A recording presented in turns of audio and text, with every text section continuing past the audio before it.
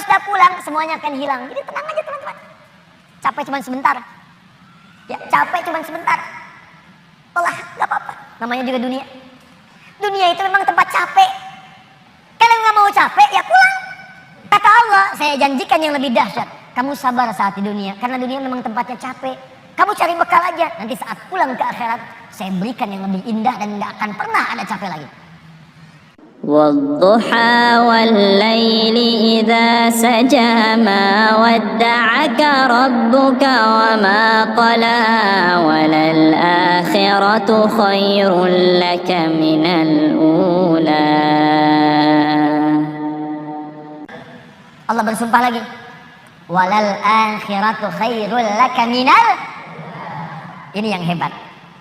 Saya kemarin bikin quotes, lalu kita sebarkan. Ini sebetulnya di antara esensi surah Ad-Duha.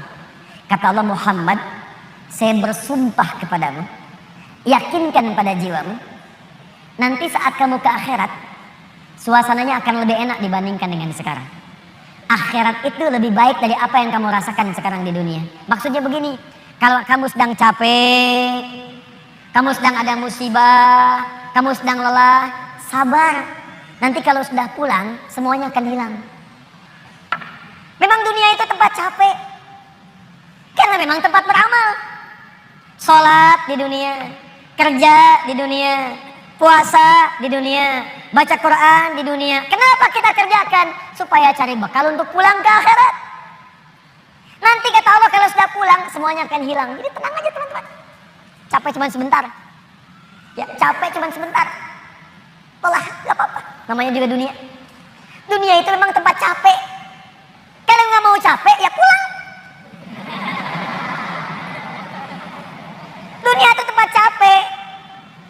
Dan kita memilih untuk hidup. Maka jalani itu, nikmati saja, kerjakan aja. Setiap kerja ada pahala, setiap kerja ada pahala, setiap sholat pahala, baca Quran pahala, niat mencari nafkah karena Allah pahala, merawat anak pahala, memberikan ASI pahala. Nggak apa-apa, memang capek. Memang ya dunia sifatnya capek. Tobakan an tobak, setiap tahapan tuh capek lagi, biasa, supaya dapat bekal. Bukankah orang kerja dapat gaji? Dan enak kan kalau gajian? Dan kalau sudah dapat gaji, lupa kan 29 hari ke belakang? Anda itu bekerja, kerja, berangkat gelap, pulang gelap. Tapi kalau sudah dapat gaji, semua itu kan hilang lupanya. Pergi ke Lembang, ya, jalan sama keluarga. Ada yang ke Palembang beli pempek, ada yang ke Lembang beli mak Lembang. Semuanya kayaknya hilang aja, besoknya kerja lagi. Kata Allah, saya janjikan yang lebih dahsyat. Kamu sabar saat di dunia, karena dunia memang tempatnya capek. Kamu cari bekal aja, nanti saat pulang ke akhirat, saya berikan yang lebih indah dan gak akan pernah ada capek lagi. Sholat, udah gak ada lagi. Jadi jangan pernah bercita-cita nanti di surga Firdaus saya tahajud lagi. Terlampau soleh. Udah gak ada. Baca Quran gak ada lagi. Yang ada itu masuk surga dengan Qurannya. At-Tirmidzi nomor hadis 2915.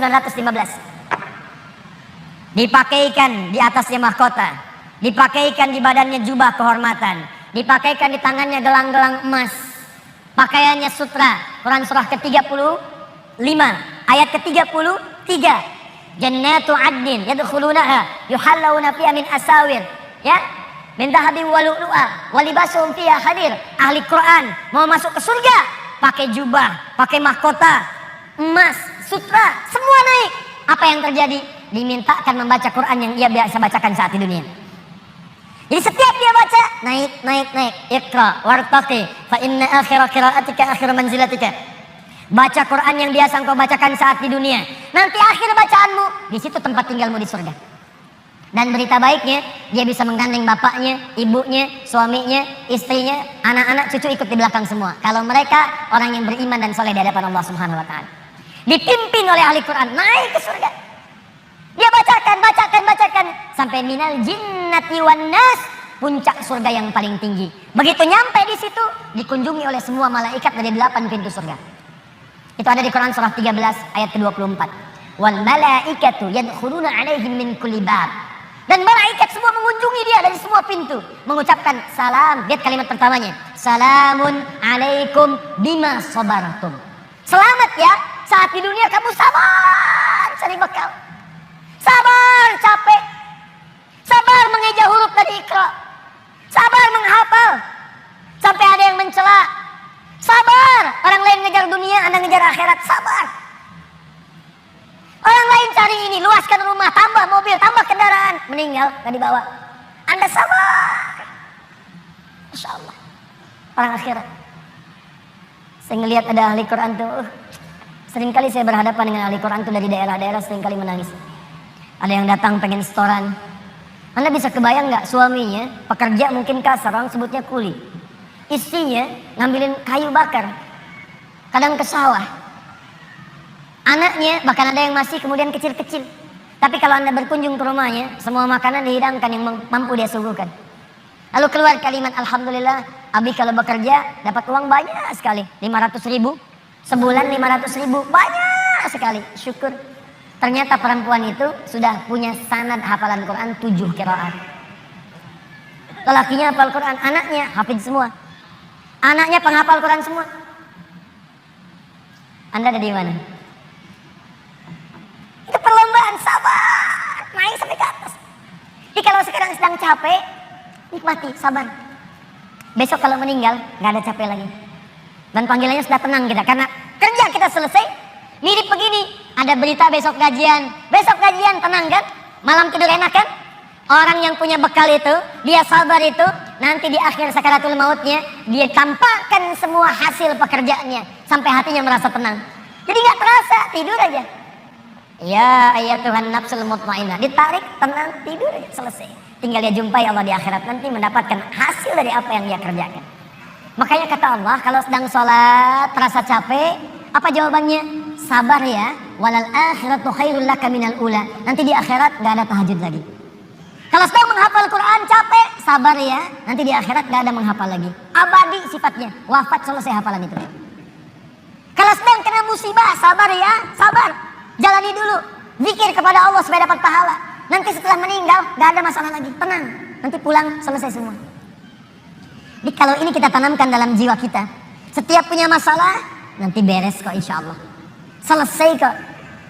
Memang saya jalani aja, sampai waktunya saya wafat. Saya pulang, saya dapatkan semua kenikmatannya. Masya Allah. Ustadz beneran? Benar. Surganya banyak? Banyak Ustadz. Alhamdulillah. Tapi Ustadz, kalau di surga pengen ngerokok, bisa enggak? Ya kalau bisa silakan ambil apinya di neraka. Nikmat, sudah selesai. Kemudian apa yang terjadi? Wala saufa yu'tika rabbuka fatarda. Ini yang paling dahsyat. Nanti di akhirat kata Allah, kalau kamu sabar saat di dunia sekarang, Bu, Pak, sabar tahajud, sabar merawat anak, sabar sekolahkan mereka ke pesantren, sabar talaki Al-Quran, sabar berjamaah ke masjid. Anda kerja di pemerintahan, kerja jadi pegawai, ada yang berdagang, ada yang bisnis, sabar. Waktunya sholat, waktunya zakat, sabar. Nanti kata Allah, saat pulang ke akhirat, wala saufa yu'tika rabbuka fatarda. Saya akan berikan semua yang kamu inginkan sampai puas. Kaidah nikmat itu, kaidah nikmat. Semua bicara termasuk dalam Al-Quran. Selama hidup di dunia, kaidah nikmat itu gak ada yang pernah puas. Saya ulang ya, nikmat itu gak ada yang pernah puas. Contoh, punya sepeda nikmat bukan? Punya motor nikmat tidak? Punya mobil nikmat tidak? Pertanyaan saya, ketika Anda dapat sepeda, apakah merasa cukup dengan sepeda? Kalau sudah dapat sepeda, pengen apa? Sudah dapat motor, pengen apa? Sudah punya mobil, pengen apa? Pesawat. Garasi nggak punya, nerbangin nggak bisa, masih pengen. Belum menikah, pengen apa? Menikah. Sudah menikah, pengen apa? Punya anak. Sudah punya anak, pengen apa? Pengen cucu. Semua terus, jadi nggak ada puasnya. Nikmat itu terus pengen. Nanti di akhirat kata Allah, nanti di akhirat saya akan berikan kepadamu sampai kamu puas. Sampai Anda mengatakan, ya Allah, cukup ya Allah, puas. Sekarang mah pengen terus, pengen. Nanti puas ya Allah, cukup puas. Ini semuanya nikmat. Sampai selesai semua. Makanya bersabar, dunia sebentar. Sebentar mas. Besok meninggal, selesai masalah. Mau besok meninggal? Susah. Sabar. Dan alhamdulillahnya nggak ada yang dikasih tahu kapan meninggal. Kalau diberitahu, bisa jadi kita pun nggak semangat. Sebentar lagi Anda akan meninggal. Jam 8:45 lewat kemudian 45 detik.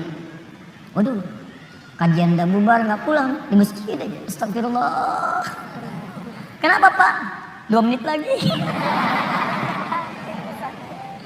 Ini amalan nggak terencana. Ini karena kita nggak tahu kapan wafat, kita bisa merencanakan malam ini tahajud insya Allah jam sekian. Saya mau istighfar jam sekian. Besok subuh di masjid A, zuhur di masjid B, punya rencana. Dan ketika merencanakan niat muncul, dan itu niat ketika muncul pahala dituliskan. Bukankah innamal a'malu binniyat? Innamal a'malu binniyat. Jadi ketika niatnya itu sampai, pahala dituliskan. Ini panitia ini nggak akan dihisab, nggak akan diberikan pahala berdasarkan mic-nya bunyi atau putus. Tapi udah ada niat nih, yang penting ada niat ya, ada pahalanya. Masalah bunyi putus perjuangan saya di sini. Jelas ya? Baik, wala saufa yu'tika rabbuka fatarda. Jadi gini maksudnya, kalau sedang capek, sedang lelah, apalagi kemudian beban itu datang dari orang-orang terdekat.